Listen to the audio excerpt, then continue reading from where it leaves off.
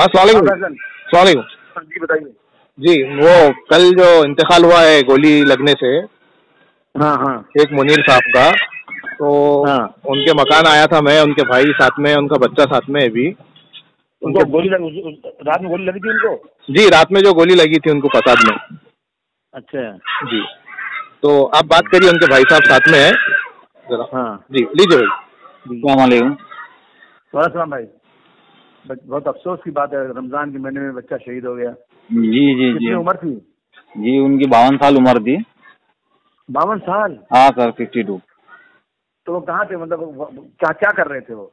ये शहरी के लिए उठे थे, अपना रोजा रखने के लिए शहरी के लिए उठे थे। हाँ।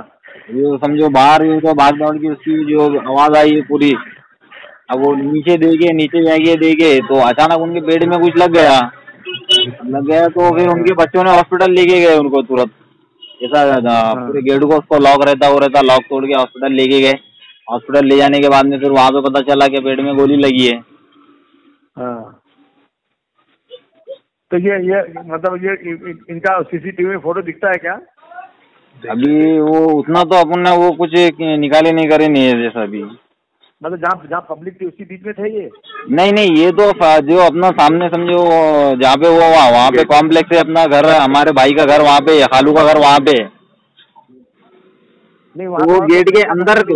नहीं गेट के अंदर थे, जो कॉम्प्लेक्स है ना, कॉम्प्लेक्स को ऐसा 3 गेट है, 3-4 गेट है, तो वो सारे गेट को 11-12 बजे के टाइम पे लॉक लग जाता है बाहर से, और ना कोई अंदर आ सकता बाद में, ना कोई बाहर जा सकता। तो ये गेट के अंदर थे वहाँ पे।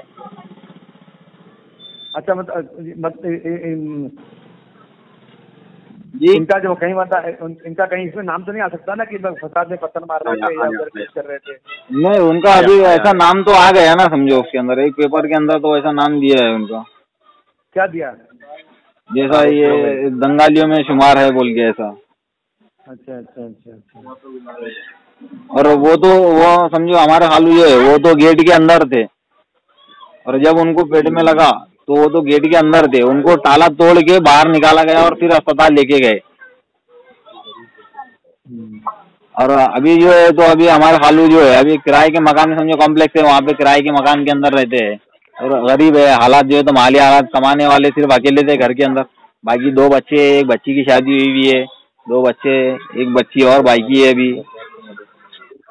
मेरा फैसला को दीजिए, मैं समझाता हूँ जी। और सरकार से जो भी हमारे को सर ऐसा हजाना में वो कुछ मदद मिल सके तो उसके बारे में जो है तो हमारे जितने भी बड़े हैं, समझो आप हो और जितने हमारे बड़े हो, तो हमारे को मदद मिल जाए उतना बहुत अच्छा हो जाए। हाँ बात करता हूँ, दीजिए। हाँ अब आपके हिसाब से बात करिए। जी भाई क्या कहेंगे आज जो गोली में एक शख्स का इंतकाल हुआ, अभी आप वहाँ पुरसे के लिए आए हैं, हम ये जानना चाहते हैं मीडिया के माध्यम से कि आपकी बातचीत क्या हुई और आपको जानकारी क्या मिली और आपकी अपील क्या है? देखिए कल जो वाक़या गुजरा है, जो फसाद के अंदर शेख मुनीर साहब का जो इंतकाल हुआ है गोली लगने के बाद, तो ये इंसानियत को शर्मसार करने वाला वाक़या है। इस तरीके का वाक़या होना नहीं चाहिए था।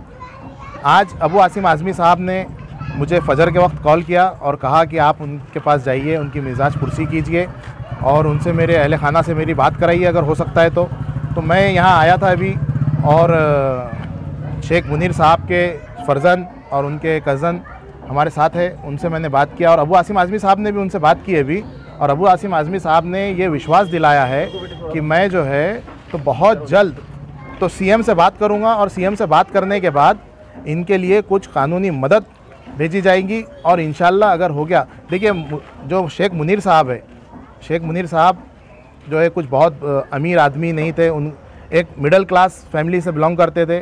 उनके 2 मासूम बच्चे हैं, एक हमारे साथ फर्जन उनके छोटे खड़े हुए, तो कुछ इतना उनका फाइनेंशियली बैकग्राउंड बहुत अच्छा नहीं था।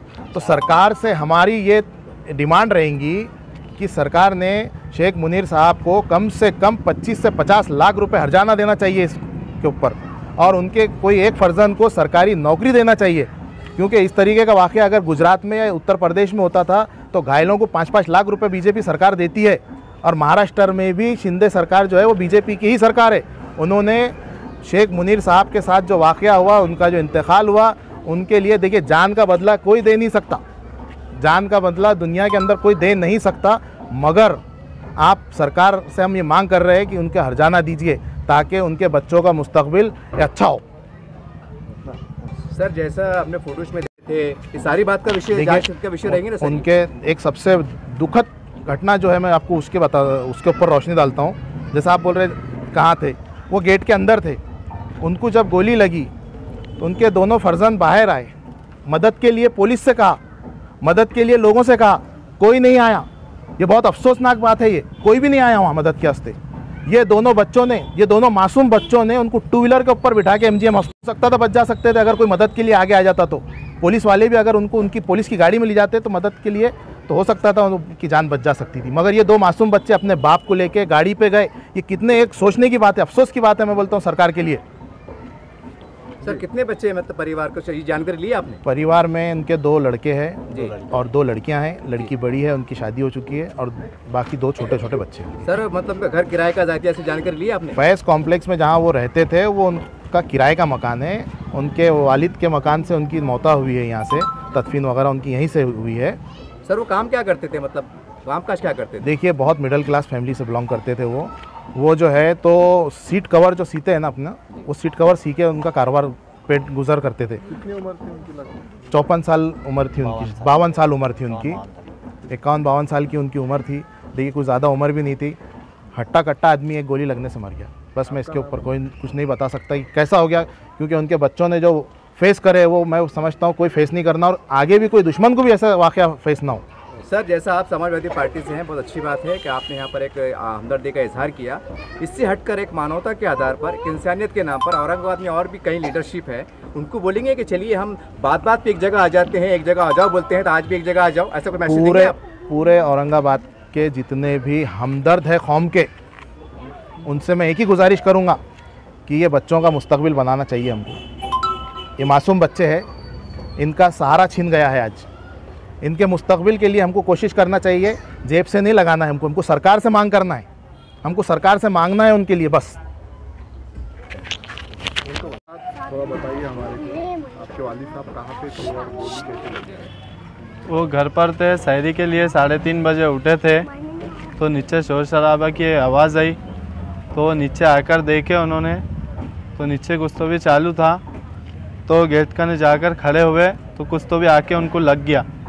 तो वापस हम नीचे आकर देखे तो वहाँ पे पड़े हुए थे तो हमने गेट का लॉक तोड़े। हमारे गेट का 11:30 पौने 12 बजे गेट लॉक हो जाते, हमने लॉक तोड़े और तुरंत एमजीएम में एडमिट कर डाले। क्या दवाखाने में क्या बताया, क्या लगा आके, क्या कैसा हुआ? गोली लगी बताया उन्होंने जी। अभी सरकार से आपकी क्या मांग? अब हमको तो आपके वालिद साहब का सहारा उड़ गया है, वो कमाते थे तो आप कहने की रोजी रोटी खाते थे, अब वो चले गए तो आपका कैसे चलेगा, आपकी घर की स्थिति कैसे रहेंगी, इसके बारे में कुछ बता सकते हैं आप? सरकार से कुछ मदद मिल जाए इसके बारे में। तो अभी इनका कमाने वाले जो है तो वालिद साहब थे, घर जो मकान था तो किराए का था और माली हालात खस्ता है। अभी 3 बच्चे हैं जो बगैर शादीशुदा है। अभी एक लड़की है, उसके अंदर 2 लड़के हैं, एक बच्ची की शादी हो चुकी है उनकी। अभी माली हालात बहुत खस्ता है। अब किराए का मकान है और ये जो तो बाहर काम करने यानी 200 रुपये रोज़, 300 रुपये रोज़ ऐसा काम करते हैं। सरकार से इसके लिए जो भी मदद मिल जाए, जो भी हर्जाना हो और हमारे भाइयों की यानी कुछ फ्यूचर बन जाए। अब ये सब बाप का सहारा तो कैसा रहता साहब, अगर एक कोई झाड़ है समझो उसकी जब पेड़ कट जाए तो टहनियाँ कुछ काम की नहीं रहती है कि नहीं। तो उसी तरह अब बाप भी एक वैसी है, तो बाप का हाथ इनके सर के ऊपर से उठ गया है। तो अभी आप जो भी सरकार से जितने भी हमको मदद मिल सकी, जो भी हो सका, तो वो बहुत हमारे लिए इतना बहुत है जी। बहुत सारे जो पेपरों में आया है कि दंगे में शामिल थे बोल के, इसका निषेध करते हैं, आप क्या कहेंगे इसके बारे में? सर तो अब उसके लिए जो है तो हम सरकार से मांग करेंगे कि जो भी हो इसका जो तो जांच पड़ताल हो। अभी जो हमारे खालू है, अभी हमारे भाई ने तो बताया है कि वो गेट के अंदर थे, है क्या नहीं। तो हम पुलिस प्रशासन से भी और जो भी हमारे बड़े हैं उन सबसे हम रिक्वेस्ट करेंगे कि इसकी जो है तो पूरी जांच पड़ताल करें। और मेन जो है तो अभी जो उसमें आप सवाल पूछ रहे हैं क्या इनका दंगालियों में शुमार क्या है, वो हो गया है, तो इसकी जांच पड़ताल करके आपको खुद पता चल जाएगा उसके अंदर, है क्या नहीं। तो ये सब पुलिस प्रशासन कर सकती है। आजमी साहब से बात हुई, समाजवादी पार्टी के बहुत बड़े नेता है और आमदार भी है, तो क्या बात थी, थोड़ी सी बात? सर तो उन्होंने हमदर्दी के लिए कॉल किया है और उन्होंने जो है तो हमारे जो आश्वासन दिया है कि हम जो भी हमारी तरफ से हो सकता है हम उतनी सारी कोशिश करेंगे। हम जो है तो सीएम तक यानी जो भी आगे के हैं तो उन तक आपकी बात पहुंचाएंगे और आपका जो भी मदद पहुंच सकती वो हम हमारी तरफ से तो पूरी कोशिश करेंगे। आपका नाम बोलिए। शेख रिजवान। आपका नाम बोलिए। शेख मुजाहिद।